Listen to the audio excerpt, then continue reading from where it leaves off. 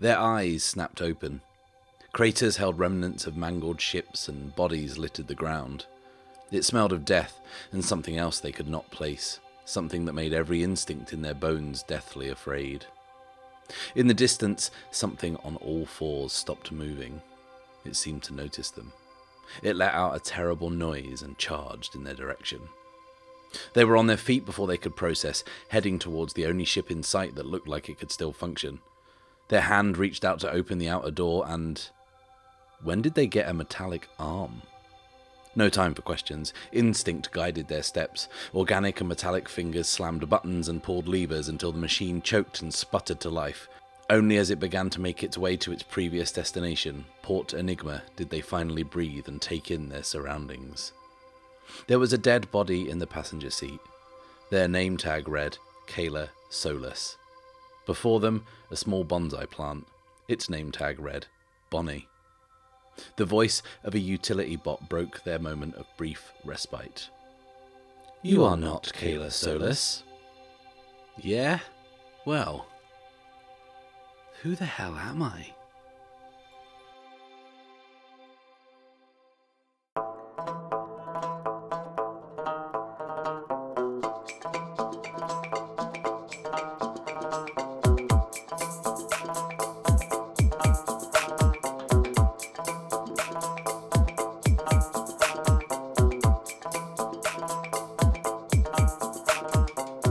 Hello, and welcome to The Bad Spot, an actual play podcast where I, Matt Risby, and I alone am playing through Ironsworn Starforged. This week's tale from the Drift was from the incredible, hugely talented, and just all-round excellent human, Tavon Gatling.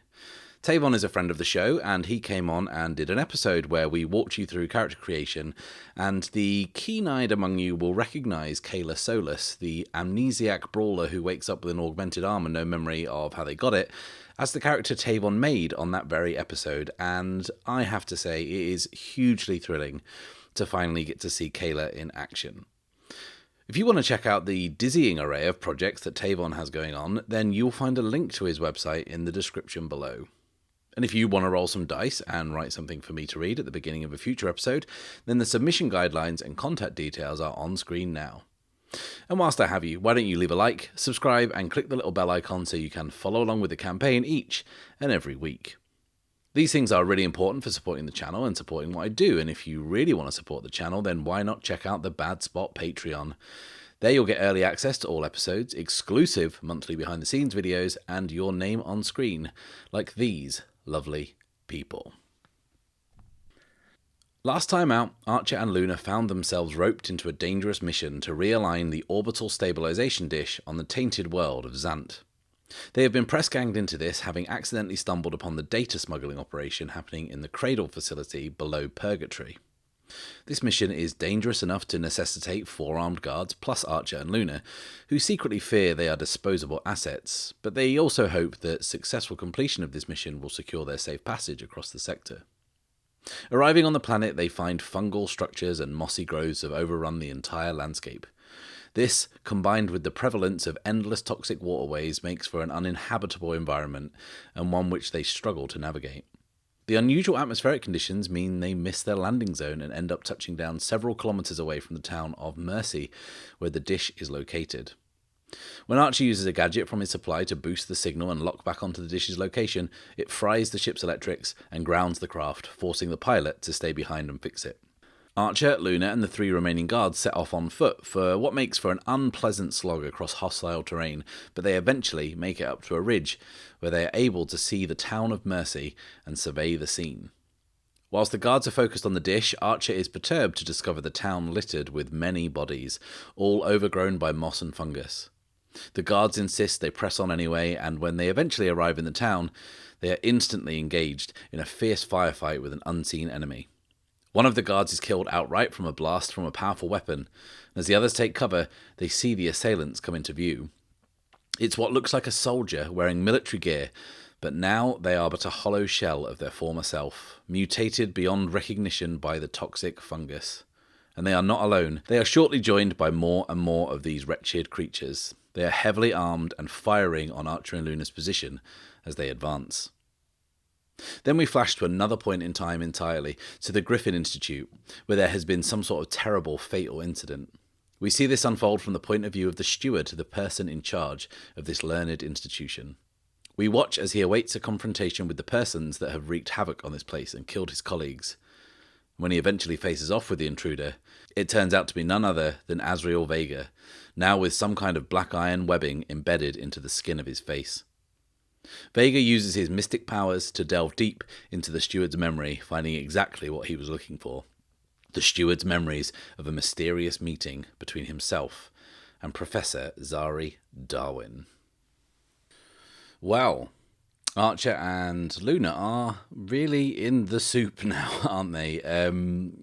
We are in a fight, and we are under the pump because we are in a bad spot, because things have not gone particularly well for us. So what are we doing? We're not in control of what's happening.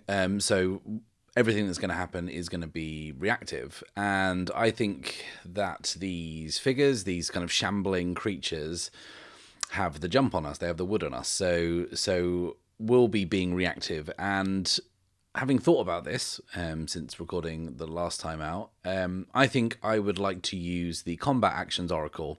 And every time we find ourselves needing the creatures, or whatever we're going to call these things, to act, we are going to roll on that to kind of generate something randomly. And I think that will keep the encounter nice and fresh and unpredictable.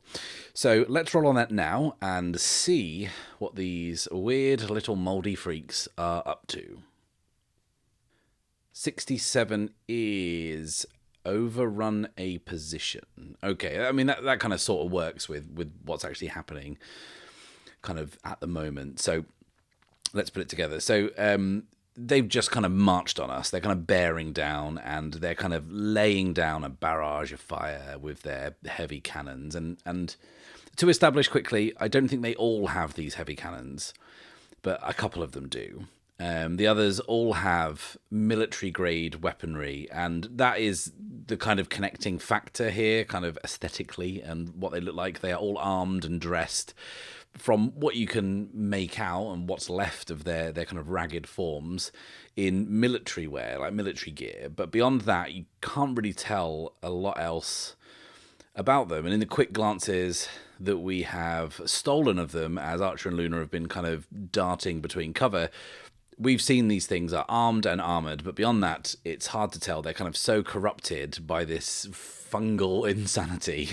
It's kind of difficult to tell. So they're all slowly moving in, and the guards that we were with have kind of fled further back to cover, and they've got nowhere else to fall back to, because if they do, they'll be starting to kind of climb the rise again, to climb the hill, which is sort of fine on paper, because yeah, it's a means of escape, right? If we go up the hill and cross it, we'll be back eventually at the ship and we can leave. But the big problem with that is, whilst we can definitely outrun these things, like going up that hill will be very exposed, and with the firepower that these things are packing, like, we'll just get shredded. It will not be a good time. So I think that the guards have been pushed back as far as they can. Now they're kind of hunkered behind like some machinery, kind of these kind of boxy industrial like fan units that are speckled with the moss that's everywhere else. And the guards are like looking at them. They're not panicking as such, but they are kind of realizing that their relatively straightforward plan, this relatively straightforward mission, has just gone south, like somewhat dramatically. And Archer and Luna, who are kind of separate from them, they're kind of tucked away behind one of the small buildings, and the blast that came their way as the fight started has pushed them further away from the guards. They're about kind of 20 meters away. And between where they are and where the guards are, there is the body of the first guard that was hit. And between the buildings coming towards them, the shambling creatures are starting to kind of shuffle and emerge. And everyone can see what's happening. Everyone can see that they are going to be totally overwhelmed if they stay in their positions, but they are also outgunned and outnumbered. So they are going to need to do something, and they're all going to need to move. But they've kind of realised, because of the position, if they do move, they are going to be split up and separated. And Archer is realising this kind of pretty quickly, and he's trying to figure out the best kind of plan of action. He is sizing things up, and he too has realised the kind of folly of escaping back the way they came, and also appreciates that it's going to be useless to try and kind of dig in and defend the position they have. So he quickly figures out that the best thing that they can do is move out of cover and loop around the buildings, kind of move further down Main Street and maybe cross to the other side altogether, can kind of use their speed to put some distance between them, because these things appear at first glance to be kind of slow and plodding, and they kind of need to use that to their advantage, and that's what we're going to do. We need to reposition.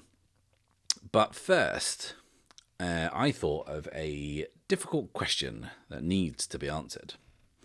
And that question is posed by Luna. Before she and Archer get up and move out, Luna tugs at Archer's sleeve and motions over to the body of the first guard. And she is trying to draw Archer's attention to the guard's gun.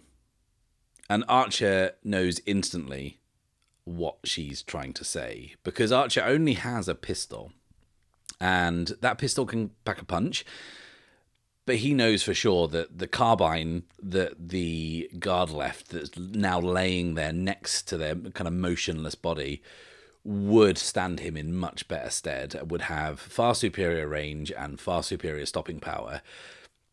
But it's kind of out in the open, and it's going to be incredibly dangerous to go and get it. So the question I'm asking is, does anyone go for it? Does Archer go for it? Does Luna go for it? If they do go for it, are they better off grabbing it and coming back, or kind of carrying on and joining the other guards? And I think I know the answer to this question already. I think we all know what's happened before I've even kind of got close to answering it, because Luna is up and moving out of cover, keeping low to the ground, moving swiftly towards the gun, towards the body, and directly into the line of fire of the approaching enemy. An Archer who is used to such situations has little choice but to kind of just lean out from behind the building and snap off what makes for covering fire in this situation with his pistol. He's kind of almost doing it blindly, and I think that this is definitely going to be a move. We're in a bad spot, so this is going to be react under fire, which says, when you are in a bad spot and take action in a fight to avoid danger or overcome an obstacle, envision your approach and roll, and then gives us some options. And this could be any of these here, pretty much. But what we're actually going to do is we're going to make the move using Luna's sidekick asset, and specifically the most recent upgrade we took, which says, when your sidekick acts to get you out of a tough spot, you may face danger or react to fire and roll plus their health instead of your own stat. On a hit, take +1 momentum. And I think this is a perfect use of this here upgrade. Luna currently has 4 health, so we will be reacting under fire, but instead using Luna's health. It's a strong hit, and I think the way the episode ended last time with a kind of string of misses, I think that feels nice and kind of due. So that was kind of like a nightmarish run of luck we had towards the end of the last episode. So I will take it. On a strong hit, you succeed and are in control, take +1 momentum. So up to 4 with that. And not only do we get that, we get the +1 bonus momentum from Luna's sidekick asset. So up to 5 momentum. So let's put this together. Luna's darting across the ground. It's not far, but with no cover, it's far enough, right? She is totally exposed. And while she is moving as quick as she can, she is still very much a vulnerable target. And even though it's happening quickly, as Archer watches, it kind of all seems to move in slow motion. There's laser blasts cutting through the air, fizzing by her, like perilously close. But she stays focused on the gun, focused on getting the gun, always moving. She's got her own rifle slung over her shoulder, and her hands are free to snatch up the carbine, and she is closing in on it. And Archer can see that she is right there as he continues to blast away, and he can't see if he's hitting anything in all the commotion, but if he buys Luna even a second, it is invaluable. And as she closes on the body of the guard, she drops to a stoop and then to a slide, knees first, seeing the flashes of laser fire scorch through the space that she just vacated above her.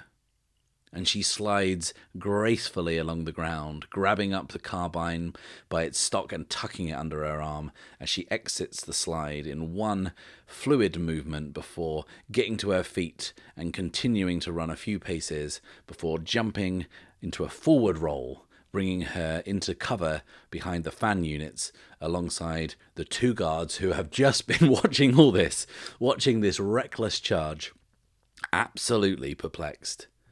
And over by the buildings, Archer is just relieved that she made it to cover. They are separated, but at least they can kind of both loop around on kind of in opposite directions and meet again on the other side of Main Street, which is kind of the plan. And she can kind of give him the gun then. That's fine. Like, she made it, like, panic over. This worked pretty well, like, despite it being incredibly dangerous. And like I said, Archer is glad that she's safe, and he kind of gets ready to move, and he's trying to kind of get her attention so he can kind of give a hand signal or whatnot to kind of try and tell her what the plan is. But kind of she's got her back to him. And if we kind of move over, like, by the fans, the guards are, like, still looking at Luna, like, still shocked that she just did that.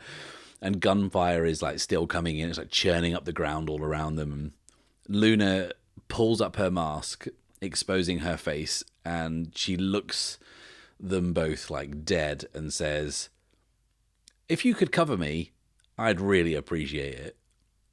And to Archer's total amazement, she gets to her feet and starts to come back. And the enemy are closer now. They have gained ground significantly, but she keeps low, she moves quickly, and now Archer kind of stands out of cover. He's got no choice and just starts kind of blazing away to try and kind of give her any kind of extra help. And the two guards also kind of peek out of cover and they start firing too. And Luna weaves kind of between these blasts that are flying past her head and thudding into the ground. And in what can only have been a few seconds of actual time, she has picked up the gun, gone over there, and then returned to the safety of the building and pushes the gun into Archer's hands as if, like, literally nothing had happened, as if she just kind of nipped to the shops to buy a pint of milk. And then she kind of slips her rifle off her shoulder and she starts firing back. And Archer, who's kind of still kind of, you know, taken aback by this, kind of shoots a kind of hand signal to the others, kind of signals for them to start moving out, moving behind the buildings, and they're going to head in the direction of the dish.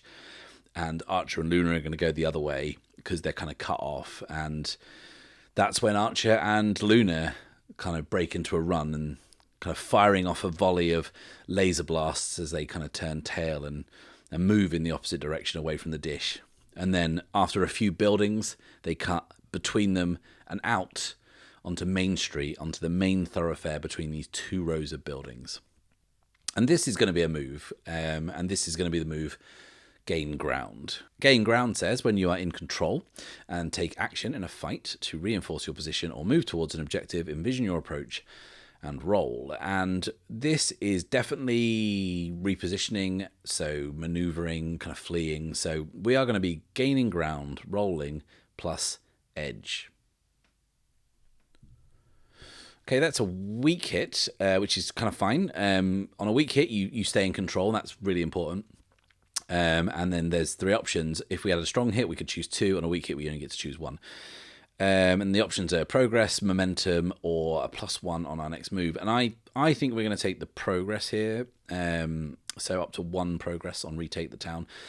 And I think that represents us realizing that we as a group can I'm going to say kind of quite easily outrun and outmaneuver these things. Like, we're outnumbered and outgunned, but we have speed on our side, and they just kind of seem to shamble around in a bit of a kind of like a mindless swarm. So I think that's what this progress represents. We are still in control, but that was a weak hit, so I'm going to kind of play into the spirit of that weak hit, even though mechanically we haven't had a penalty or anything, but narratively, what I'm going to do is I'm going to say that there are actually a few of these things kind of still out on Main Street, out in the open, whilst the majority, I think, are kind of over where we've just kind of been. And we can't really take an accurate head count. There's not really time for that. But I think you would guesstimate there is about 20 of these things, and that we've seen so far. And the majority of them were kind of squeezing between those buildings, trying to get us just now. But there are some stragglers out on Main Street, and Archer and Luna see them as they start to cross this kind of wide boulevard. And it's kind of like 30 or 40 meters between like either side. And the stragglers who haven't made it across to, where the others are, very much notice them and slowly turn to Archer and Luna and bring up their guns. And I think Archer and Luna would just shoot here. They would just kind of fire because they're on the move, they're in the open, they've got a clear shot, and it's really the only way to try and avoid being shot because there's no cover and there's still like some distance to the safety of the buildings on the other side of the street. So Archer, I think, is kind of shooting from the hip with his kind of new, kind of much more powerful gun, and Luna, I think, stops and kind of drops to one knee and aims like a bit more carefully because she's still kind of rocking that Clan Kraken long rifle that she has had since Paxton Hold all the way back in season 1. And it has a much kind of slower rate of fire than the carbine, but it has one hell of a kick. And I think that as she's kind of lining up a clear shot, that is the best possible way that she can take down one of these things. So, and I think the enemy they're kind of firing on, maybe they're slower because they are kind of more kind of corrupted, more mutated, kind of even more kind of horrifying than what we've seen like previously. And I think the one that's closest is barely recognizable as human, like above the waist. Like at the bottom, they wear kind of heavy boots and combat fatigues. But at the kind of waist where it kind of starts at the belt line, the torso has just kind of been torn open. And there is this horn structure of dark green fungus that has pushed through and out of where the neck of this poor soul should be. And what was a head is kind of now this kind of mossy sphere kind of hanging loosely to one side, kind of.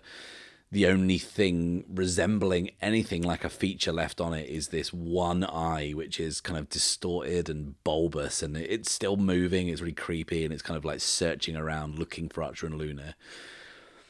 And its left arm is just kind of not there. There's just this kind of like stubby series of like fungal plates and flaps in its place, and the right arm has kind of taken on an almost kind of like woody, kind of barky appearance. It's covered in mouldy green-yellow bark, kind of, and it's fused with the hand. And the hand at the end of this kind of like barky structure still holds onto a pistol.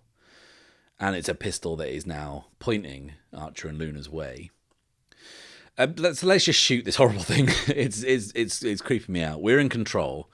So if we attack it, this is going to be the move strike, which says when you're in control and assault a foe at close quarters, roll +iron, and when you attack at distance, roll +edge. And we're shooting it. I don't really want to get closer to these things, to be perfectly honest. These stinky, gross boys. I kind of don't want to like fist fight them at all. They're pretty pestilent, these lads. So let's just kind of keep our distance and shoot them. So this is going to be strike, rolling, +edge. Okay, that is a weak hit. On a weak hit, mark progress twice, but you expose yourself to danger and you are in a bad spot. So we're up to 3 progress. We marked progress twice. We're up to 3 progress on retake the town. And, like, first of all, I think we take this thing down.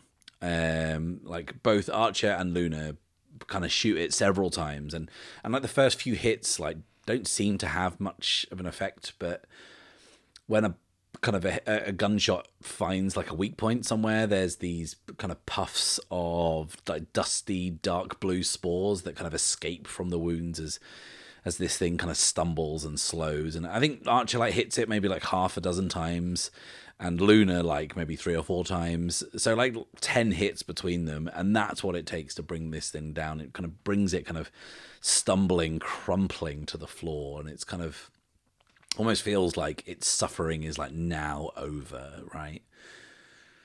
But then another one of these things is moving in from the side of Main Street that they are moving towards. This one's really straggling behind. And I think this one is like moving a bit quicker. It's less mutated. It's kind of less changed, less altered than the other one. And I think that maybe this one could even probably pass for human at first glance. Or at a distance, but as kind of Luna kind of switches her aim to this one and lines it up in her sight, she can see that like much of the neck and face is overtaken with these painful looking pustules and welts. And like it like is like a dude, and like his like kind of pale skin has kind of turned a sickly yellow green color. In the only bits of skin you can see, the exposed kind of patches of skin between all these growths, and his eyes are kind of wild and pained, and like for the most part his armor is intact, but the kind of fungus has kind of replaced what used to be his left leg, and he's kind of like stumbling and staggering kind of like wildly, kind of like raging towards them and kind of firing kind of wildly in their direction. And Archer and Luna return fire, and you know, a few more hits kind of puts him down quickly. And again, kind of the impacts of the laser blasts kind of send these bursts of dark blue spores into the air. But we rolled a weak hit and we lost control. So I'm going to say that bringing these two down has actually slowed Archer and Luna's progress, and the other things that were initially trying to get them over the other side have now kind of shuffled back onto the boulevard, and now Archer and Luna are out in the open, and whilst they have some distance between them, they're exposed. Because of the weak hit, we are now in a bad spot. So we've lost control, and when that happens, we will once again roll on the Combat Action Oracle to see what these things are doing. Okay, so what have they got for us? 5 is cause reckless damage. Okay, so I think we're going to see that one of these things. I think, and also now I'm going to stop calling these things. I'm just going to call them infected. I'm going to pivot to infected. It's not original, but I can't be asked to keep saying these things. So one of the infected. I think that they might have something with a little bit of something extra, like something a little spicy. And like those cannons that a few of them had, like, you know, looked like I said they'd come off the side of a vehicle, like, and that they were probably not things that a kind of a normal human-sized thing could carry and wield. But what if one of these infected has like a much heavier weapon, like something that could do some real destructive damage? I think that's a good idea. Well, it's not a good idea for Archer and Luna, but it's a good idea kind of narratively. And yeah, so I think that Archer and Luna kind of put down these kind of 2 infected that are like closest to us. And then kind of through this kind of sort of like fuzzy haze of kind of spores and just kind of general kind of heat haze and just grossness that this planet has, they can see through the stink and the heat that the others are approaching from the other side of the street. So they kind of push on and they get close to the nearest building, right? The nearest place of cover that they can get behind. And the door of this building, this kind of squat kind of blocky building is just thrown open, and another one of these infected soldiers bursts out. And this one isn't armed with like a gun or anything, but like in each hand they're holding this kind of twisted kind of what's that kind of bendy metal that goes in concrete? Is it rebar? Is that what it's called? Rebar? I don't know if it's called rebar, but they've got a twisted bit of rebar in each hand. And like this soldier hasn't kind of been gotten too bad by the fungus, but they are like still twisted, like beyond recognition. Like they're wearing a helmet and the visor's pulled down, and there's like shards of like hardened growth kind of like sprouting out of his back, like causing him to like hunch over. And he's got this row of like fungal spines running down his back, and every movement looks painful, and kind of starts awkwardly down the steps, kind of bringing up the rebar and kind of like starting to swing. But then Archer is kind of getting ready to fire. It kind of catches something in his kind of periphery, something like to the left of his kind of field of vision. And it's something that's streaking through the air. And he turns and he sees several grey, thin, smoky trails heading towards them. And like he's seen these before. And those are the trails left by like small rockets. The sort of rockets that you would commonly see like deployed as anti-tank weaponry or as like short-range like dogfighting countermeasures. But these rockets are now streaking through the air towards them and slamming into the building that this thing has just appeared from. And there is an almighty blast as Archer is kind of sent tumbling back as the building is torn apart by these rockets. And the thing that's kind of wielding the rebar is like ripped to shreds by the debris, and Luna kind of rolls to narrowly avoid being hit as she kind of dives for whatever cover there is. And they're kind of now really exposed and kind of like sitting ducks. And as the smoke clears, they look back across Main Street and they can see that one of the infected is like dragging this huge box, and kind of Archer strains hard to see. But you can tell that it's like a rocket launcher that has been wrenched off the side of a spaceship, and it's like the size of a coffin. And the end that's pointing in their direction has these kind of like dozens of small little yellow-tipped rockets kind of loaded into it. And that blast was caused by like 3 of these things. So like it's going to be difficult like for this infected thing to like aim like effectively or fire it like with any kind of like consistency. And Archer thinks that, you know, it's going to they were quite lucky to hit that building, right? But he doesn't really want to hang around to test that theory that it's going to be like a slow rate of fire and it's going to be difficult to hit them. So what they're going to do is they're just going to have to return fire because there's no cover to get behind. The nearest building has just been blown up and they are laying on the floor. So they have little choice but to just try and kind of like fight back a bit. So, and that will maybe like push the infected back a little so they can get a bit of space and make a break for some cover that's now further away. So Archer, I think, stays on the ground, kind of checks quickly to see that Luna's okay, and he can see her kind of like hop back to her feet and compose herself. And he stays like laying prone in a good kind of firing position and opens up, and kind of Luna once again, I think, sets herself in like a kind of a kneeling crouch and unleashes a more like controlled burst of fire. So if you're in a bad spot and you fight back, this is going to be the move Clash, which says when you're in a bad spot and fight back against a foe at close quarters, roll plus iron, or when you exchange fire at a distance, roll plus edge. We're definitely at range, so we will be clashing, rolling plus edge. It's another weak hit, so we get to mark progress, which is good, but we are dealt a counterblow or setback. You stay in a bad spot and must pay the price. So the progress first, we're up to 4 out of 10, and I mean that's good. Like, and I think that progress represents us probably being able to, like, as we've laying down like a pretty good base of fire, I think that we're able to pick out a few targets, and the extra punch that Luna's rifle has at range means that it's kind of been pretty effective, and maybe we drop like 1 or 2 of these as they're kind of starting to move across Main Street, and maybe hit a couple of others and slow them down slightly.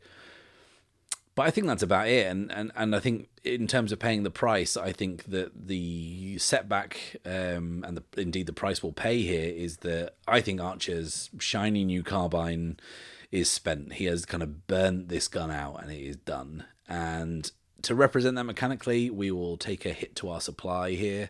And like this gun wasn't ever part of his supply, but I think that it generally just represents that we are running low on resources. And if we get stranded here for whatever reason on this planet, like we haven't really got a lot in terms of like material stuff to help us out.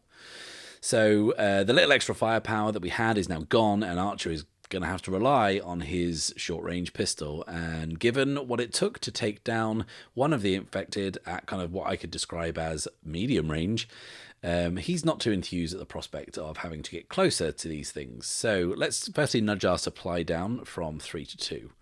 And yeah, we need to do something because we are not where we need to be positionally. We have no idea where the guards are.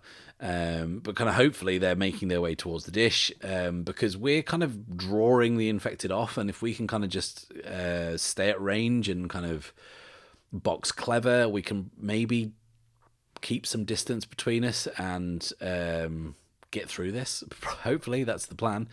And because we don't have control in this situation, we are going to roll again on the combat action oracle and see what the infected are going to do next. 76 is provoke a careless response. I think this might be the perfect opportunity to learn where the guards are. And I think it's the guards who do something careless here. And I think that's kind of how we learn it. So let's just say, like, you know, this main clump of the infected who kind of came at us at the start, they're moving across Main Street, like towards Archer and Luna. And the guards, who had actually made good progress towards the dish, kind of ducking around the back of the buildings, decide that, like, because they need to exit onto Main Street to reach the end of Main Street where the dish is and the compound.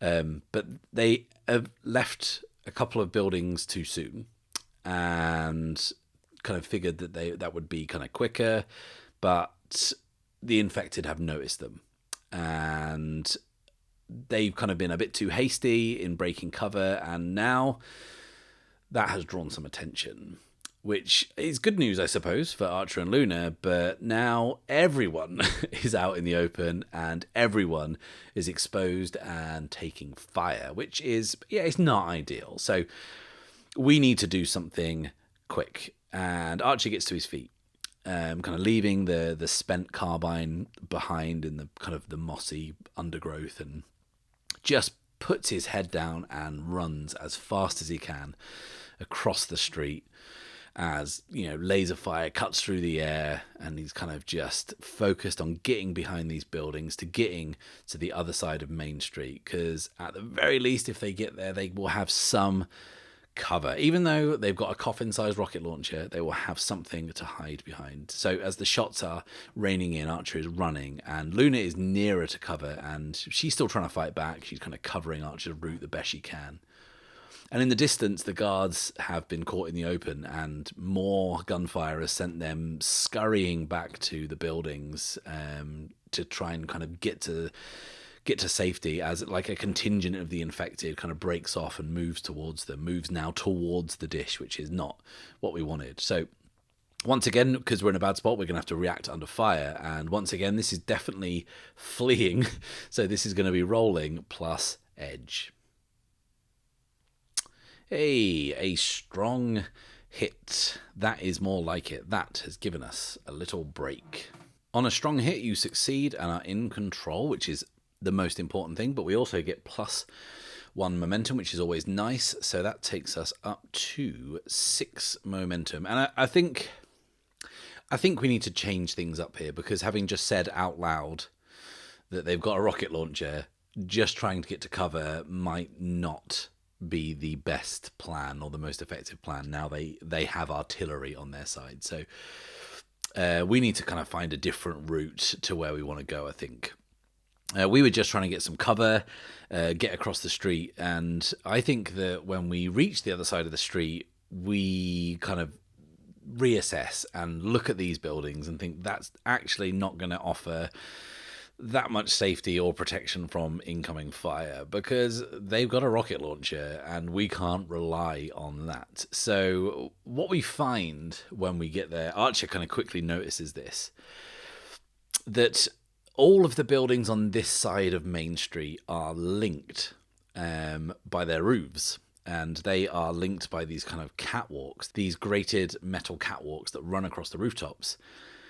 And all these buildings are built to the same height. They're only kind of one story, but they're connected. And even better, these catwalks have sides, kind of like solid sides. So in theory, if we went up there and we kept low, you could move along them kind of unseen. And Archer has spotted this. He sees this kind of these kind of handrail, these kind of hand-rung ladders moving up the side of one of these buildings, and he kind of climbs up to see what he can see, and kind of like sees these catwalks. And actually, no, they're not catwalks. When I said they had solid metal sides, that doesn't make any sense. But what I was thinking of was actually something else. I was thinking of a metal chute, like that would have a conveyor belt running down it, because what if this is a mining chute and this stretches all the way along the roofs of these buildings and all the way kind of to some industrial looking facility that is up to the mountains to the side of where the dish is? And what if like there's like a mining facility and whatever's being mined is brought down on this conveyor belt into the town of Mercy? That makes like a bit more sense than just some catwalks with big metal sides, and it's more interesting, definitely. So whatever they were kind of mining in the hills, they just kind of lump it onto this conveyor belt and kind of send it down to be sorted out, or kind of hewn or processed or whatever. And actually, I think that if the buildings on the other side where we started were kind of like residences or like domiciles type things, on this side of Main Street, all the buildings are like heavy and industrial looking, like, you know, covered in kind of pipe work and kind of like other gubbins, like they're like kind of processing plants. They're not residences. And this mining chute has the sides, like I said, and they are more than high enough to cover them, but also shield them from like small arms fire. Maybe not from rockets, but they should be able to. If people do start shooting at them, they will have some cover, which is, I think, ideal and a fair reflection of that strong hit. So that's what we're doing. Archer has a quick look, and then he kind of beckons Luna to join him, and they climb up, and then once they're up, they kind of assess the situation, assess the layout, and start moving. The conveyor belt is not like active. It's kind of dead, and it is littered with these kind of huge hunks of like rocky material, like piled high, and some of them are like boulder sized pieces, like higher than a person. And now they're kind of all overgrown with this moss, and Archer and Luna pick their way through kind of quickly and quietly, and they can hear the gunfire like raging below, and they're kind of hoping the guards have made it to cover. But by the sounds of it, like there is gunfire being exchanged, so they are fighting the infected. But we need to press on, and I think that if Archer and Luna kind of really book it, like they can overtake the infected and get to the dish, hopefully unseen. And if for whatever reason we can't do that, then we can perhaps take advantage of having the high ground and having a good position and a good place to fire from. So what we're going to do is we are going to push on towards the dish, push on towards our objective. And I think that's obviously going to be a move, and that move is once again going to be gain ground. And I think that because we are kind of staying out of sight, I think that we are actually hiding and misdirecting. So this is going to be gain ground, rolling, plus shadow. Oh, that's bad. Yeah, that's pretty bad, because our momentum of 6 does nothing for us. It cannot bail us out of this one, and that's a bad one. Okay, on a miss, your foe gains the upper hand. The fight moves to a new location, or you encounter a new peril. You're in a bad spot and must pay the price. So the first thing we'll do, as we lose control of the situation, is once again we will roll on the combat action oracle to see how the infected act, and then we'll see what bad stuff they do. 57 is make a sacrificial attack. Right. I think it makes sense for Luna to have been the one moving ahead. There's no way on earth that she wouldn't have kind of taken point and gone on. So she is moving as quickly as she can, kind of keeping low and kind of stopping to kind of squeeze past these huge chunks of rocks as carefully as she can. And Archer is bringing up the rear, kind of like moving behind, and he's trying to, at the same time as like ascertaining what's going on below, he's also trying to keep pace with Luna, but he isn't able to. And after a while, he drops significantly behind and has kind of lost sight of her amongst the rocks as she's kind of moved on. But up ahead, Luna has made excellent progress. She has moved a significant distance and is now maybe kind of 4 or 5 buildings away from the dish, but also 4 or 5 buildings back from Archer. She can see the dish much closer now, and it feels as if if she just puts her head down, she will be there pretty quickly. She looks back to see if Archer is close, but she can't see him. And then she kind of takes a peek over the edge of the chute to see how the guards are getting on, and it ain't good. She can see the infected have them totally outflanked. One guard is injured, and it looks like badly injured, kind of propped up against the side of a building, holding their side whilst kind of shooting aimlessly. And the other one has managed to kind of move further down Main Street towards the dish, but has had to stop and is kind of firing back at the infected. And, you know, they are running out of ammo, and they will be a complete sitting duck if they stick around to help their fallen comrade.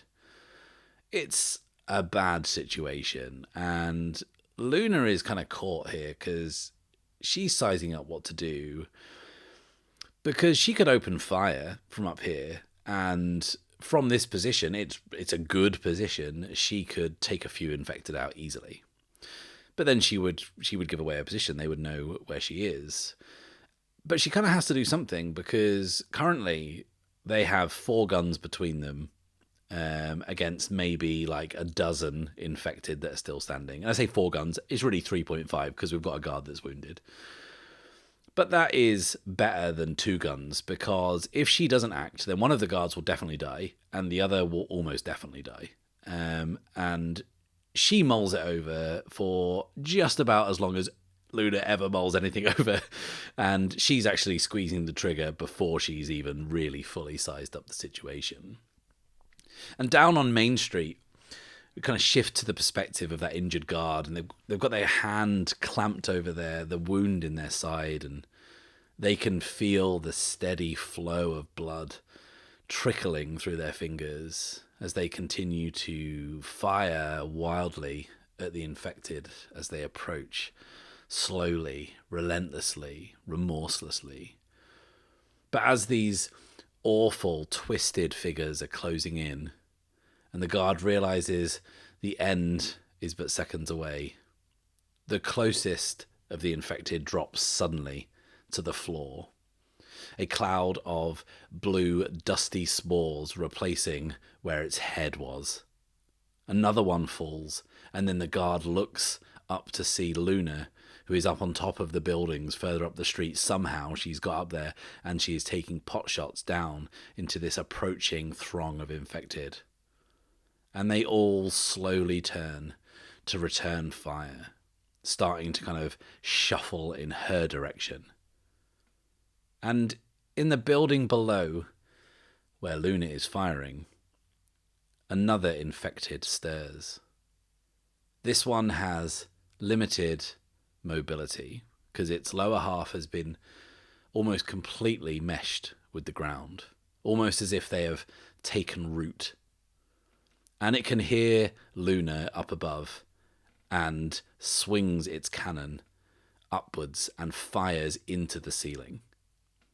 And Luna can feel the blast beneath her feet, but it doesn't do anything beyond reverberate through the heavy metal chute on which she's standing. And she keeps firing, she keeps hitting targets.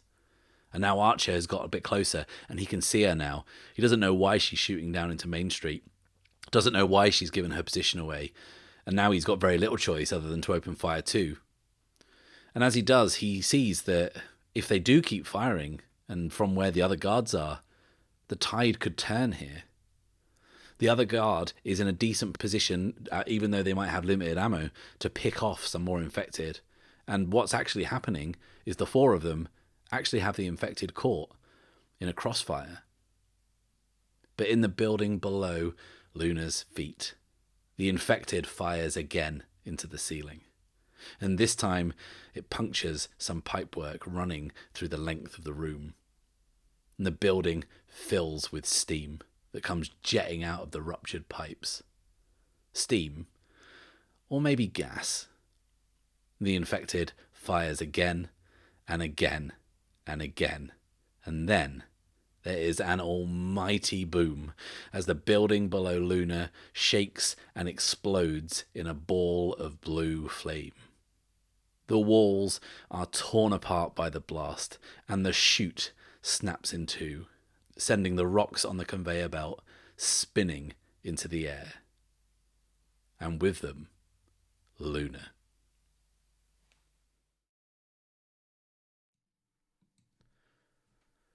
Thank you a million times. Thank you for watching. Please like this video, subscribe if you've not done so already, and click the little bell icon so you can be notified as soon as the next video drops.